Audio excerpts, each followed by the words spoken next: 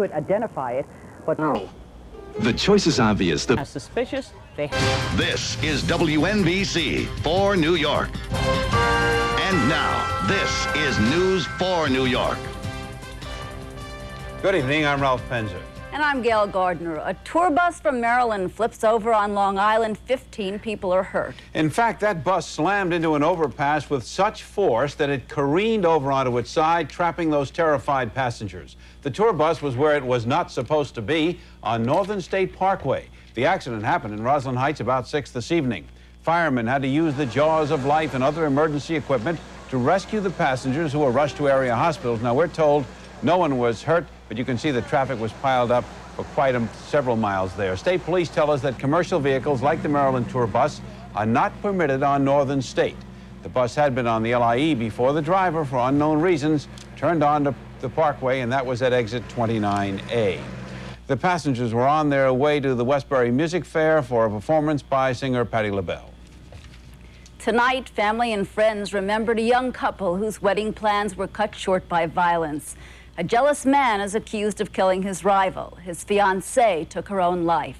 A happy event planned for the future became a time of tragedy, as Steve Dawson reports. The bodies of 20-year-old Hema Sakrani and her 21-year-old fiancé, Shaleen Wadwani, lay head-to-head in their caskets at this Rego Park funeral home. As Indian music played, more than 200 mourners occasionally broke their silence to chant prayers for the souls of the young couple, who in life had been in love. This example you can compare it like Romeo and Juliet. Family is trying to deal with the grief now, both the families, as you can see it. We didn't expect this second tragedy, but since it has happened, we have no choice but to deal with it. The deaths of the young Indian couple came within 2 days of each other. Shaleen was shot and killed by Chandran Nathan, a jealous acquaintance who wanted to prevent the marriage.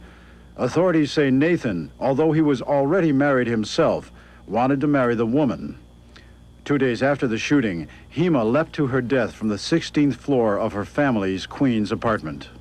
Community is badly hurt because couple like this who wanted to have a really wonderful life together, who had made a commitment to live or die together, should be leaving this world without seeing anything. And they were a whole life before them. Now, the two families that were to be united for a wedding will be united for a joint funeral service. And afterwards, the bodies of the young couple will be cremated and their ashes flown to India. In Rego Park, Queens, Steve Dawson, News 4, New York. Police have charged Wadwani's former friend, 35-year-old Chandran Nathan, with second-degree murder. To other developments now, a Brooklyn youngster is safe at home tonight after being allegedly kidnapped by a friend of his mother. 8-month-old Takia Tolliver has been returned to her family after a 2.5-day disappearance. Her mother, as well as friends and neighbors, are, to say the least, vastly relieved. Here's what we learned. That's it. She was very happy to see me because when I woke up last night, when I was in the precinct, she smiled at me and then she went back to sleep. I'm just so happy that the baby and also, as well, April, came home safe to us. 16-year-old April Patterson has been charged with endangering and imprisoning the child. The teenager is reported to have told police that she took Takia because she wanted a child of her own. Gail? Well, Ralph, the supermarket strike that was getting wider by the week is finally over. The increasingly bitter walkout involves some 22,000 workers at over 250 supermarkets in New York and New Jersey. A tentative contract agreement, including a managed health care plan, was reached early this morning. Kelly Mack reports. Employees at supermarkets in northern New Jersey and Rockland County are telling people we are open and welcoming customers back inside. Intense negotiations between the United Food and Commercial Workers Local 1262 and management of local ShopRite, Foodtown, Grand Union, and Pathmark stores ended early this morning with a settlement, one the union applauds. If we had had difficulty with this, all of the other unions, all the other unionized workers in this area would have suffered. And they're not going to suffer because we held the line. Management agrees the union gave up nothing. It provides for wage increases in each year of the four-year contract, and it provides a benefits package that has to rank as one of the finest in the industry. Until this morning, picket lines were up at this Grand Union store in Clifton, New Jersey, and other supermarkets around the area. Generally, customers stayed away. They did not want to cross those picket lines. We didn't want to, cross any picket lines or anything, so it'd be a lot easier now to go shopping where we want to go. Union members were back at work in the supermarkets this morning, and they are glad to be there. We're back to work. I mean, we're ready to support the customers, the union, and we're just really glad to be back and doing what we have to do. I'm real happy because I need a job and I need to work. Both sides admit negotiations broke down into hostility at points, but they say it's time to move on. This isn't a time that we get on with our business and get our people back into the stores and start working as a family once again. In New Jersey, Kelly Mack, News 4, New York. And tonight, management at the supermarkets are telling workers to check with store managers before returning to work to give time for temporary employees to be phased out this weekend. Now, let's pause right now to say that we'd like to introduce our new colleague, Gayle Gardner. Many of you, of course, know her as a broadcaster for NBC Sports. Gayle's going to be with us for several weekends during the summer. Welcome. Thank you very much, Ralph. My pleasure to be here. But as they say, enough about me, okay? All right, still ahead on News 4 New York. Some high-hatting at West Point as new graduates meet the president. A high-level shakeup at the Clinton White House with a Republican getting a high post. Game 3 of the playoffs. Did the Knicks have trouble in Chicago? We'll have a live report. And Ira, how about a live report? Well, we're giving you a little bit. Like many of the leaders who have come before him, President Clinton was in our area fulfilling a time-honored tradition of an address at West Point's graduation ceremonies. In his first address as Commander-in-Chief to the graduating class of West Point, President Clinton not only praised the cadets for their service to the country, but he managed to plug his economic plan as well. Today we face a especially troubling phenomenon that the United States has never faced before at home: slow economic growth which does not create new jobs.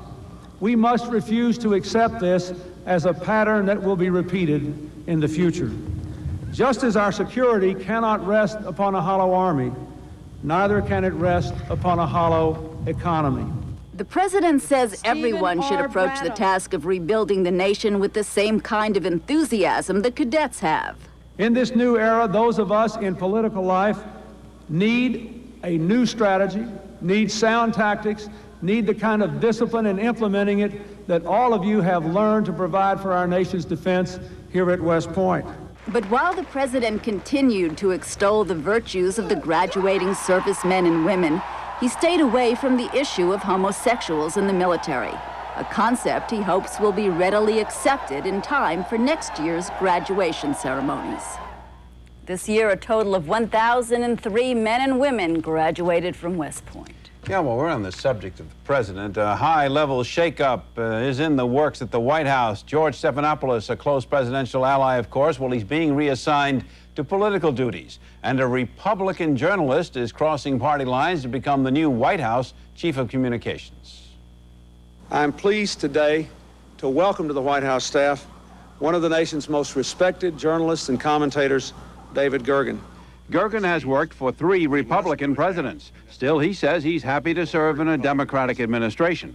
And asking me to serve at your side, sir, you are indeed honoring your pledge to seek a national, bipartisan government.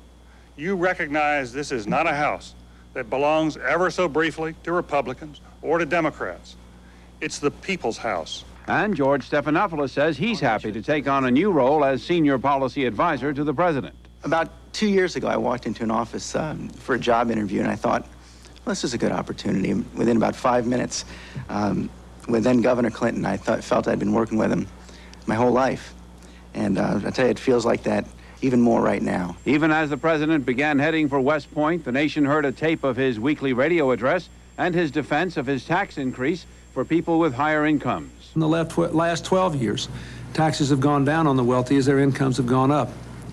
Of the money we raise in taxes, 75% of it comes from individuals with incomes above $100,000. A Senate Republican was quick to attack the budget plan. Support for the president's tax and spend budget is sinking fast. The American people are peeling back the layers of this budget package, and they don't like what's at the core. Well, certainly a tough battle is expected in the Senate with major Republican and some key Democratic opposition to that tax increase. And New York City's mayoral election is still months away, but the candidates have already started going on the attack. Republican candidate Rudy Giuliani was in a fighting mood during a taping of News Forum. On last week's show, Mayor Dinkins said Giuliani was never around when the city was in trouble, and he cited Crown Heights as an example. But Giuliani said that isn't so. Put together with the Liberal Party. No, I didn't bring cameras with me. I didn't try to make the situation any worse for the mayor. But the mayor's just wrong. I was there, and I did play a role, and I did play a role to calm people and to try to help people and to try to help people that have been abandoned by the administration. And you can watch the entire interview of Rudy Giuliani on News Forum tomorrow morning at 11:30 here on Channel 4. Yes, there is more ahead coming up just a little later in this broadcast. We're going to take you down to a special show at Washington Square Park. And Sal Marciano will join us live, yes, live from Chicago. Get that game. All It right. could have been better, right? And how long will the good weather last? Ira, how long? Ha. We can, ha. That's all we get right now is a ha, but when we come back.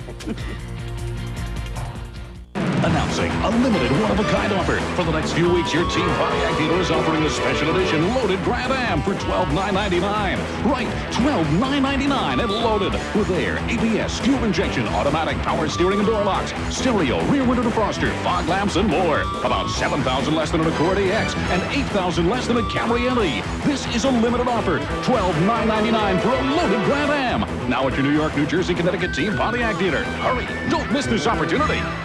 On the next, cops train with the toughest team in Miami, the SWAT team. We like to think we're the elite of BSO. There are other people that think we're the hot dogs of BSO. Fly fire, gents. Let's do it right. Then go out in the field and catch them in action. Most of the warrants that we do, whether they're search warrants or arrest warrants, we're expecting them to be armed because that's why we're there. Because on the streets, these guys play for keeps. Staying in town Memorial Day weekend, New York City is featuring some fun festivals you might want to take in. Pleasant temperatures made for a great start at the first annual Soho Festival.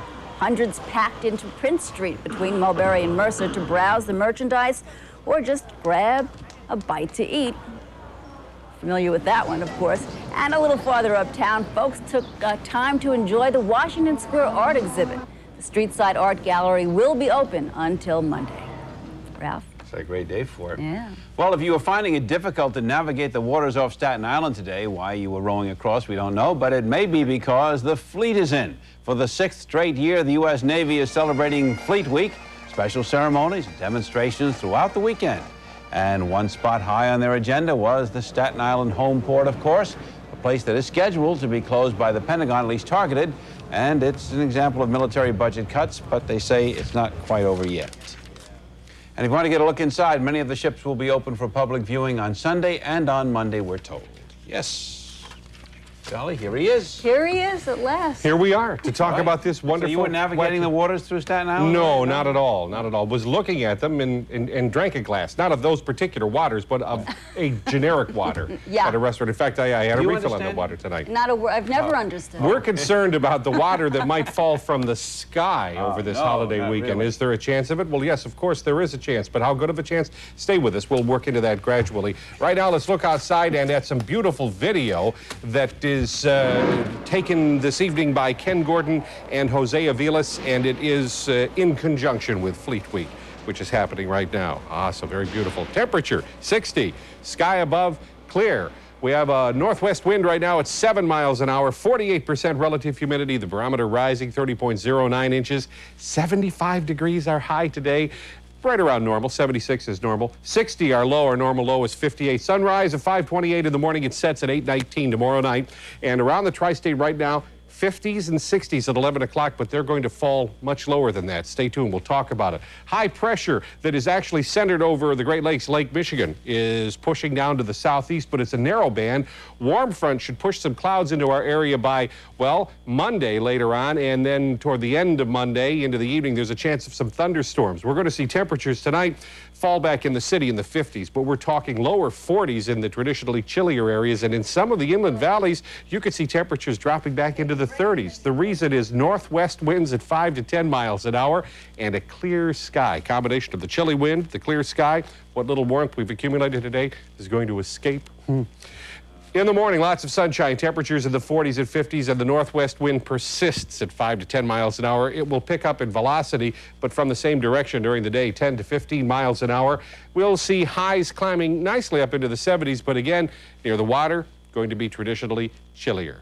Here's your 5-day forecast, and it too is going to be, without a tradition, chillier. Tomorrow, lots of sunshine, middle 70s. Might have a little bit of sunshine to start Memorial Day, but by the time the barbecues are barbecuing, clouds will be in the sky, and in the late afternoon, early evening, we could have some showers. 74 will be the high. Tuesday looks like it's going to be mostly cloudy and completely Tuesday with a chance of showers and thunderstorms, high 73. Partly sunny Wednesday, right around 70 degrees. That's after a front moves through. And Thursday, mostly sunny, 73. Lows at night generally after tonight in the 40s and 50s and the 50s. We could hit some 30s tonight. Well, we could have showers Memorial Day. That would mean that we could not. That's right. That's right. I mean, that's down the middle there, aren't you? Well, that's right. Riding that fence. Can I ask you a quick question? Sure, absolutely. Allergies. Everybody's going crazy. When is it going to stop? I would say by November. Thank you very much. Sure. Okay. All right. When News 4, thank you, Ira. When News 4 New York returns, a lot of help you are. Where there's life, there is hope. Sal is right now reporting live from our sister station, WMAQ. Sal? Hi, Ralph. Hi, everybody. Sports fans here in Chicago are in a better mood tonight. Their Bulls played Game 3 today like it was Game 7. Knicks lead in this best of 7, cut to 2 games to 1. If you expected a sweep over the two-time NBA champs, you better get real. This is the way it went today from the start. Knicks lacked the fire. They beat the Bulls twice in New York.